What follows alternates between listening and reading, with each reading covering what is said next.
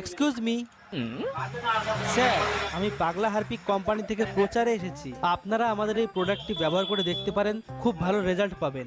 আমার পাগলা হাতি কোম্পানির ম্যানেজার ওইসব ইশারা হারপিক যেন কথা পারপিক বলে। আমাকে লাগে না, আমাকে ঘুটিয়ে ছাই আর বালি হলে ঘষি ঘষি উঠিয়ে যায়। আপনারা চাইলে আমি ডেমোও দেখাতে পারি। না না, ওইসব ডেমো ফেমো আমাকে লাগবে না।